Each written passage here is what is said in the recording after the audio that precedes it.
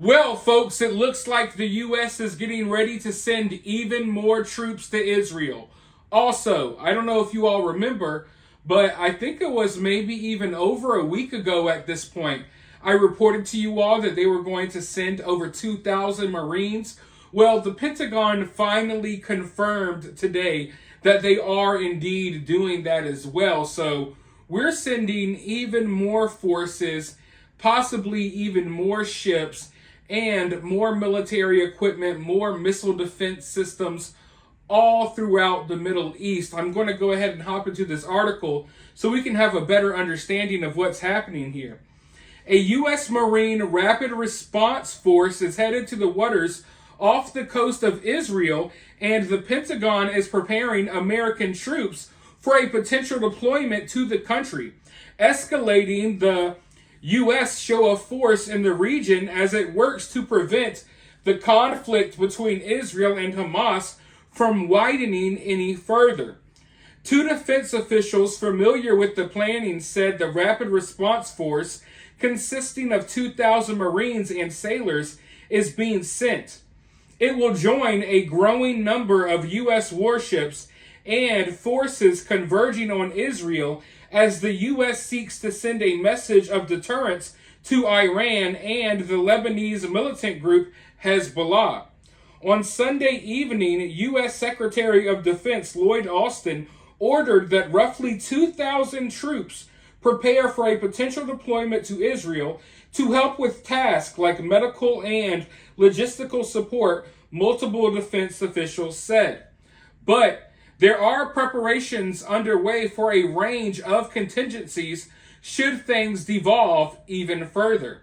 The 26th Marine Expeditionary Unit, which specializes in tasks such as amphibious operations, crisis response, humanitarian assistance, and certain special operations, had been stationed near Kuwait in recent weeks as part of a scheduled exercise, but it departed early as a result of emerging events, Captain Angelica White, a spokeswoman for the unit, told the Marine Corps Times on Wednesday.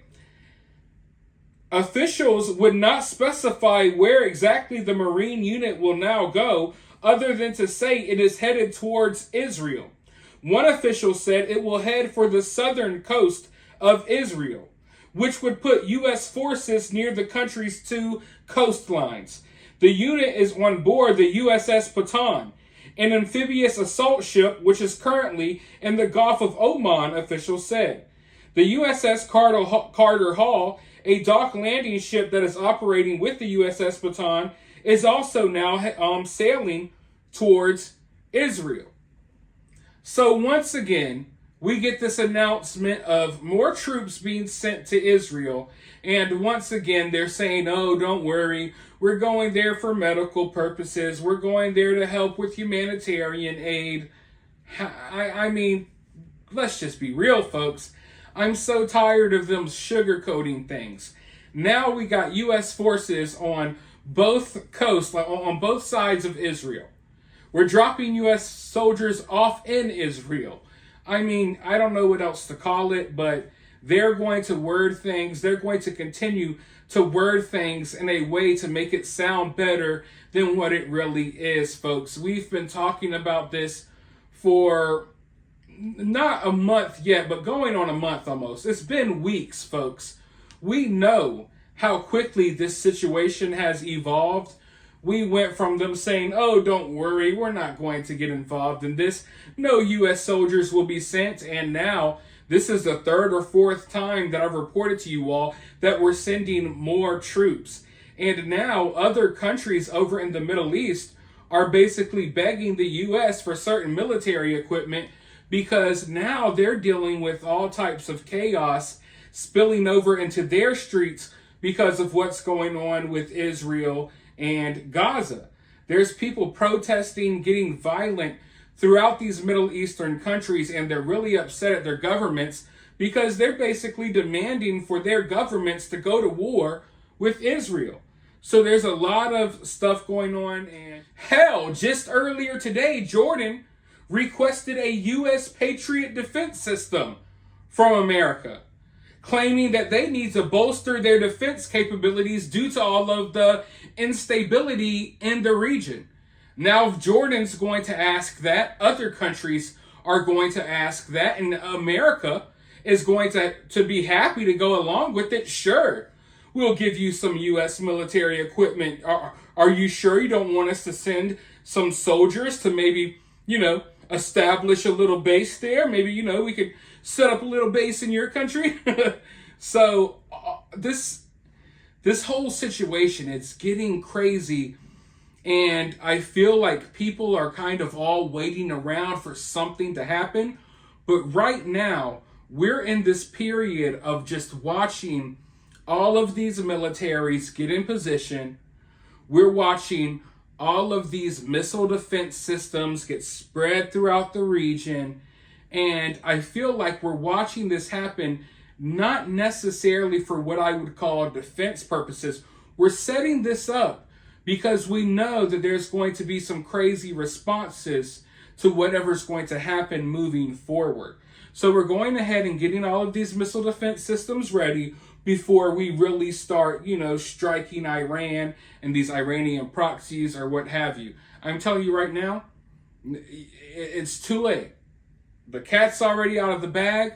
The cookie's already out of the jar. I don't know any other saying, but yes, it's already too late. It's already happening.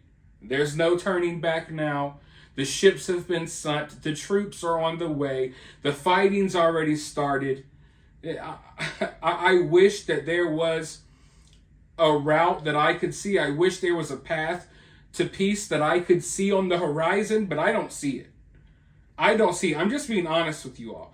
If I thought that there was even the slightest possibility of peace, I would be the first one to tell you all. But right now, the way things are looking, all paths, everything is just looking like it's going to head towards straight up disaster, straight up chaos. It's going to be very chaotic. The next couple of years is going to be very chaotic. And we all knew that, all of this chaos was going to break out before the next election anyway. But as all of this chaos is breaking out, and as countries like Jordan are seeking, missile defense systems from America, Israel just shot down a couple of missiles that were fired from Yemen.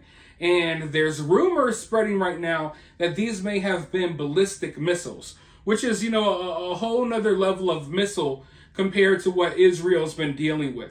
For the most part, Israel's been dealing with homemade rockets made out of water pipes and other equipment that Hamas can dig out of the ground or dig out of air conditioning units and what have you.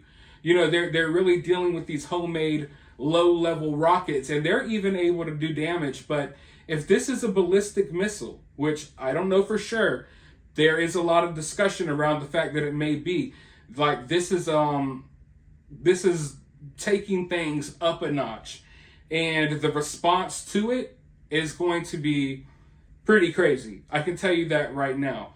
But all signs show that these missiles were fired by Yemen. Like I said, Israel was able to shoot them down. But now the conversation is surrounded over, whether or not these are ballistic missiles or not. But like I said, I don't see any path to peace. We're watching all of this military equipment being spread throughout the Middle East because this is the battleground, folks. And I do think we're going to see other big players enter into this battleground. I do think that before this is said and done with, that China and Russia will be involved. Maybe not directly, but I don't see Russia just allowing the U.S. to just bulldoze its way through the Middle East and take out Iran and, and things like that. They're going to have something to say about it. And I think that China is watching everything that's going on right now, and they're realizing that now is a good time to make the moves that they want to make. So I do think that Russia maybe has a little, just, a tad bit more interest in the Middle East than China does. But I do think that China is going to take a different strategic approach. And I think they're going to go ahead and make moves on, these little islands and Taiwan and the things that they've been, kind of ramping up over the past couple of years, and the tensions in that region of the world are at an all-time high. They're intimidating little Philippine fishing ships.